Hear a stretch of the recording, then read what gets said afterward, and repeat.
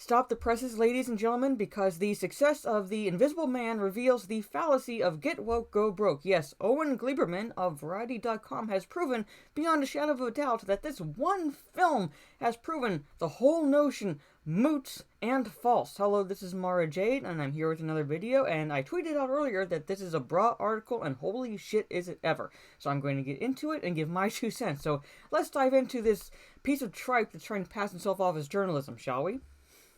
Oh my god. Alright. A woman in peril movie is not a new thing. Just think of Wait Until Dark, Eyes of Laura Mars, or Panic Room. Yes, no shit, it's not a new thing. It's been around for decades. And neither is a woman in peril movie in which the heroine, after being stalked and terrorized, takes charge. Takes charge. You're supposed to be a fucking journalist. And fights back. Pick a slasher film. Anyone. There you go. That was the scenario 30 years ago in Sleeping with the Enemy, a grindingly effective but rather reductive B-movie that became a success in the summer of 1991, mostly because it was the first film designed as a dramatic showcase for Julia Roberts after Pretty Woman.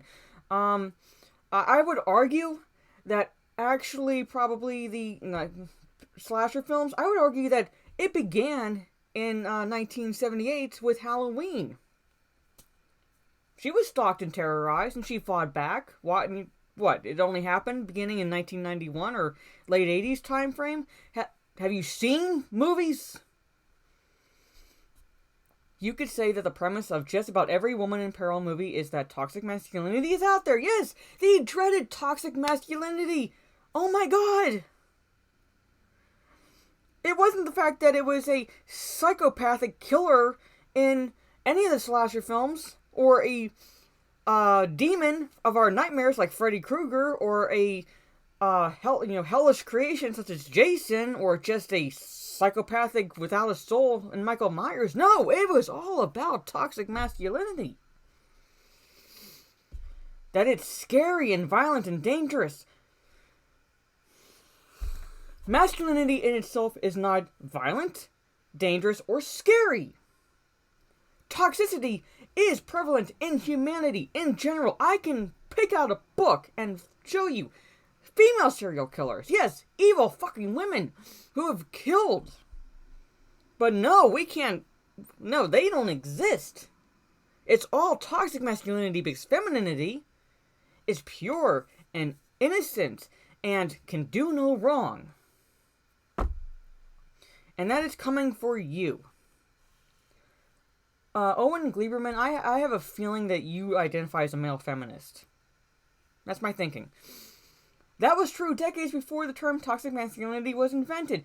That term was invented by third wave, fourth wave feminazis, or I should say undersexed feminazis, to explain away the fact that they could not get sex. It was because it was all on the men, not because that they were bitching harpies. But when you watch The Invisible Man, the fearful and cunning new thriller starring Elizabeth Moss as a woman who fights off the cat and mouse stalking moves of a man she can't see, a man who therefore to everyone else doesn't exist, what's new is the heightened awareness of what it feels like, what it means to be a woman in trouble whom no one believes. That's what makes the film an expression of the Me Too world. It is a fucking movie about a woman whose husband, that she thinks is dead, is actually invisible. So, the whole notion of people not believing her makes sense because she's claiming the crazy, literally. Now, we know, the audience knows that she's not insane, but you're taking this as an expression, as you put it, of the Me Too world. A Me Too movement, the movement that maybe was started with good intentions, because there were legitimate cases brought about with the whole Harvey Weinstein, Harvey Weinstein case, where it's shown a light and a mirror onto the sleaziness and hypocrisy of Hollywood. But then that movement has now become hijacked, twisted, and weaponized by feminists and SJWs to target traditional male traits and characteristics and actions in general. Think back to what Henry Cavill was saying when he said that because of this movement, he was afraid to just court a woman. He was afraid to talk to a woman because, God forbid, she misconstrue it and try to target him with the Me Too movement. You're reading way too... Now, I haven't seen this film. I'm just going off the trailers. It looks like a basic psychological horror thriller with maybe falling back on jump scares and so forth, as most current horror movies generally do. But you're reading way too much into this. Oh my god, Owen. Okay. On the level of sheer thriller logistics, The Invisible Man has been written and directed by Lee Whannell with a ticklish and suspenseful ingenuity. All the alarming tricks that Adrian, Oliver Jackson Cohen, the raging sick puppy who Moss's Cecilia has escaped from, uses to torment and harass and manipulate her. It's not about the Me Too movement. It is about a man, a human, not toxic masculinity, a person who is one sick puppy. Just happens to be a man in the film. But the dimension that lifts the movie above Sleeping with the Enemy or glossy FX potboiler like Paul Verhoeven's Hollow Man is the dramatic finesse with which it turns Cecilia's predicament into a potent projection of something that's now at the heart of the culture. It is now at the heart of the SAW movement. It's not at the heart of the culture because normal people, sane people, rational people do not buy into this shit. What I wanted to say is that her predicament, she's under attack, but people think she's crazy. Yes, no shit, because she's claiming her ex-husband that she thought was dead is invisible. Because her abuser is supposedly dead and in reality invisible. Yes! Someone comes to you with that story, you're gonna think, loony bin! Works as a metaphor, but that's a pesky and pretentious word, one that can make it sound like you're taking a good night out at the movies and turning it into a New York Times editorial, which is exactly what you're fucking doing right now! Yet part of the power of movies, even popcorn movies, is that they are encoded with metaphors that charges the experience of watching them with meaning. Not all of them. Some of them are just popcorn films. The issue of women not being believed when they level charges of harassment, or worse, has moved to the forefront of our national conversation. The Harvey Weinstein saga, a cultural earthquake if ever there was one, because of showing a mirror, like I said, onto the hypocrisy and sleaziness of Hollywood. That's primarily what it did, and then it was weaponized by women to target traditional male traits. Has had the effect of shaking loose 1,000 lies, of blasting through the corporate mechanisms of 1,000 cover-ups. Yes, that's what it did. Just what it did. Nothing else, really, except when it was hijacked. The whole Weinstein scandal turned in certain fundamental ways on the question of belief. For too long, too many victims of his abuse were scared to come forward, in part because they feared, with good reason, that they would not be believed. Yes, that's what I said. This started with good intentions. I will play devil's advocate. It started with good intentions and then it was manipulated. And that Weinstein trial was all about the issue of belief. Okay, about the issue of belief. Again, normal people, rational people, sane people believe facts. The mere fact a person has bazoomas and a hoo-ha like me is not automatically going to make me believe that woman. I'm going to believe the facts of the case. And if the facts of the case support her story, I will believe her. If they don't, guess what I'm going to think? It's not that complicated. That's what rational people do. That's how they act. That's how 80% of the country feels. It's just the 20% who are bitching and harping, like you, Owen, about something that you're reading way too much into. The crimes were there, the testimony of the victims was there, but the reason that many sharp-eyed prognosticators expressed concern right up until the end that Weinstein might walk relates to the question of whether 12 ordinary jurors, faced with an overwhelmingly established pattern of monstrous behavior, would believe what they heard. Facts! You present facts, you present evidence, you present support for your case. If that all is there, guess what? The person will be guilty. And he was guilty on lesser charges, but he was found guilty. When it comes to matters like this, the dismissal of women's claims has been habitual and institutional. No, dismissal happens when if they don't have the evidence to back up their claims. If they're just coming in and claiming something happened to them, we're going to ask, okay, we want to believe you. Show us the evidence that this actually happened to you. You claim you were at a hotel, show us the receipt. You claim that you got these text messages, show us the messages.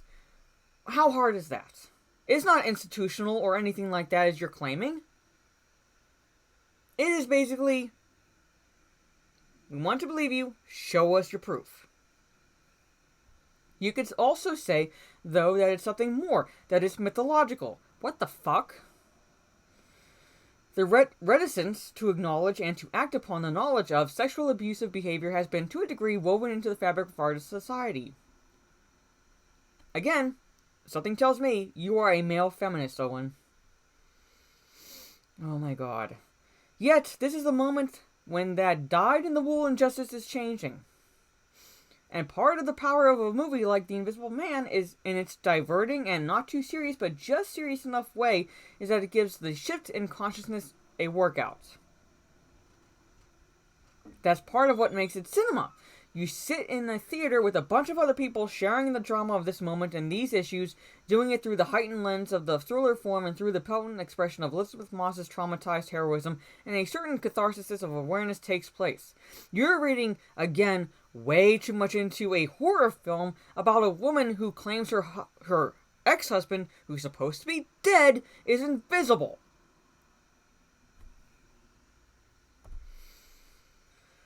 No, the movie isn't an editorial, it's a piece of entertainment. Yes, that's what it is! Not every movie is a social commentary. But when it's over, maybe you walk out with your empathy and your awareness of what's going on in the world a bit heightened. If you need a movie to do that, Owen, then you are just fucking shallow as all hell.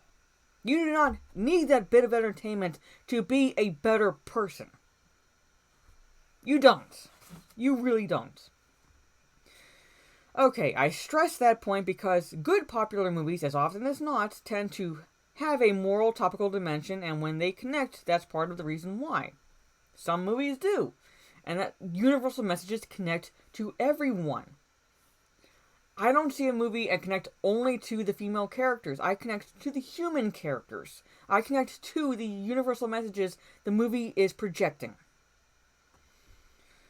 We're not buying a ticket just to turn off our brains and escape. With a $29 million haul in its opening weekend, The Invisible Man feels overwhelmingly like a case of a movie with Me Too themes that has tapped into the popular imagination. Feels like. That's the key word there. Feels like. Notice how SJWs do that. Not that it is, not that it clearly states, no, it feels like, because it's all about perception, it's all about how they see reality, not how reality actually is. Oh, yet over the last few years, Hollywood's mostly superficial on-screen attempt to deal with issues of women's empowerment, I really hate that expression right now. I absolutely do. Because, God forbid you say male empowerment, that's just patriarchal. Has resulted in a track record dotted with box office failure, and this has given rise to a certain knee-jerk, misogynistic appraisal of that phenomenon. Fuck you. It goes back, in a way, to the Ghostbusters remake. Yeah, that fucking dumpster fire, that woke-ass bit of feminist propaganda. Yes, that. Let's go back to that, shall we, Owen? Which was greeted with undisguised hostility before it was ever released. We hated the trailer.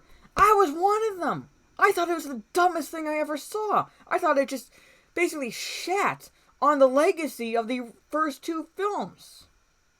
But no. What I said was ignored, because no, the fact that I'm a woman didn't matter. I was not in line with the narrative, so therefore my opinion both did not matter and did not exist. And you're one of them. You ignored us. And when it turned out to be a so-so movie, it was, okay, I saw it on TV, I waited until it came to cable, and it was worse than so-so for me. But that's just my opinion. I was bored to tears. Some scenes pissed me off. I hated Chris Hemsworth's, the character they created for him, because how was a man... No man is like that.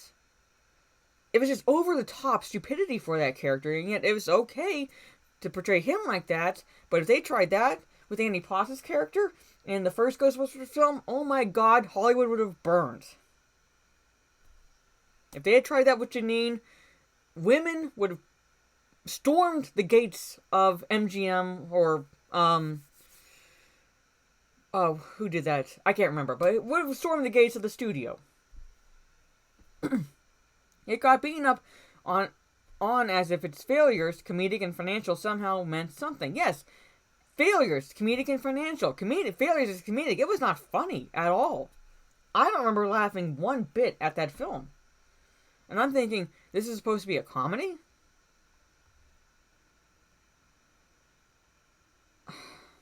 I don't know. It wasn't MGM, no. I think it was Paramount. For the original Ghostbusters. Or Columbia. One of the two. Let me know down in the comments. I cannot remember. I'm blanking right now, but that's not important. This has been, for Hollywood, a mostly awkward transitional time.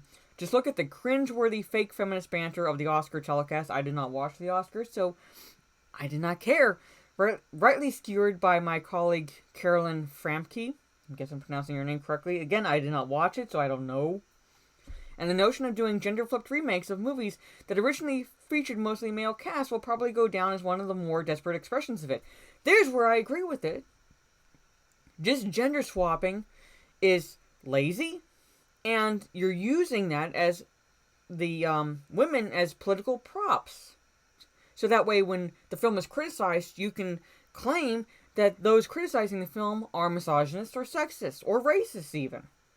That's it. Solely for propaganda purposes, not because of any other reason that I can think of that you would need to make a film and gender swap all the cast members. Some movies, let them alone. Please, we do not need gender swap reboots of Fight Club. But we're getting one. Oh, I stand by my mild affection for Ocean's 8. I did not see that. I think people generally liked it, but I don't know. And I even stand by thinking that Terminator Dark Fate was an invigorating reboot, but the essential point remains. Making movies like that is not a solution. It is not a solution for any empowerment whatsoever. Serving up a sixth Terminator film with a Terminatrix heroine, or a less cosmetic Charlie's Angels, yes, the whole, what Elizabeth Banks was saying about the believe women and toxic masculinity and so forth, that sure as hell didn't help that film. Shouldn't wind up penalizing or stigmatizing the primal ideal of empowerment and inclusion in motion pictures.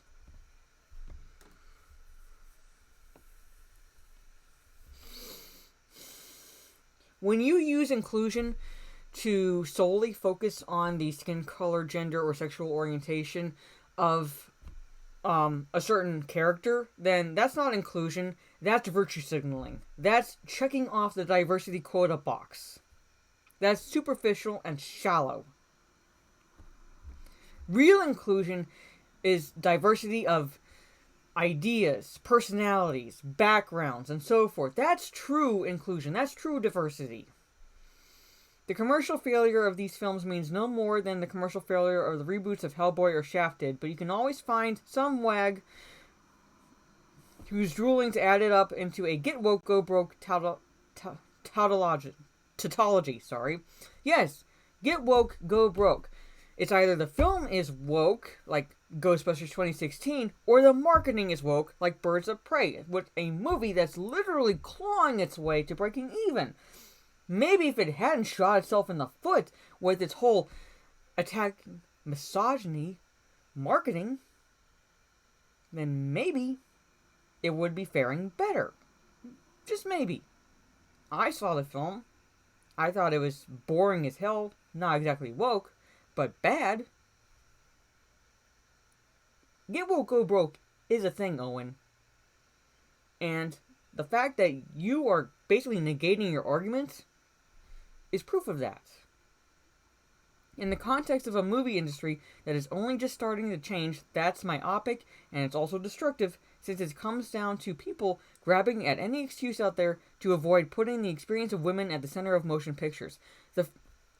Okay, explain to me what the fuck experience of women means. I know there's certain things that I, as a woman, go through that men and can't, but I experience similar pains, similar successes, similar failures, and so forth. It's the human experience. So what the fuck does the experience of women mean? So people didn't want to see another Terminator film. People didn't want to see the Terminator film because, one, Tim Miller came out and opened his big fucking fat mouth and said that misogynists would hate the female Terminator, and two, you killed off John Connor in the first 5 minutes. Spoiler alert! John Connor dies at the beginning of the film. People went in, and that killed the Terminator franchise for them. Or another Charlie's Angels. What the success of The Invisible Man points to is how much they do want to see a movie that grapples urgently and entertainingly with who women are. No, they want to see a good film.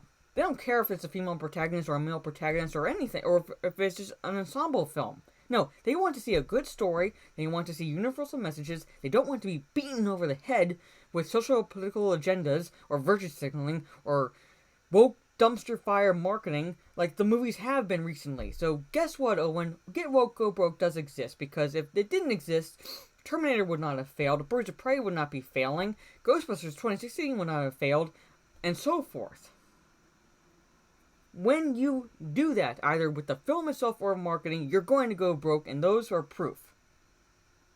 Like with the slasher films that we had seen prior to this, with the final girl trope, the woman beating the bad guy. We've seen that before. We did not care. We wanted good storytelling. Okay? That's it. That's my 2 cents on this article. Oh my god, it is... Owen, dear Owen, you must have had your feminist overlords breathing down your neck for this article, because by god, you may have had a shred of sanity with that whole reboots, with the gender swapping portion of the article, but you just reeled it back in to appease the social justice warriorism and feminism that's prevalent now within Hollywood in general. But anyway, tell me what you think down in the comments below. Do you agree with me? Do you disagree with me? Do you think Get Woke, Go Broke is a true thing, or is it more or less just something that we just say to excuse the fact that some movies fail? At any rate, if you like this video, leave a thumbs up, share on social media if you choose. I am Mara Jade. I am uploading this tomorrow. It's Thursday now. I'm going to be uploading it Friday, and Friday evening, catch me on Orange Hat Reviews live stream, where we tackle who would win in a Deadliest Warrior type scenario with the Accountant or in John Wick. Tune in for that 9 p.m. Eastern Standard Time. I'm hoping it'll be a very lively discussion. I hope it'll be enlightening as well. So, again, this is Mara Jade. Catch you on the dark side. Take care.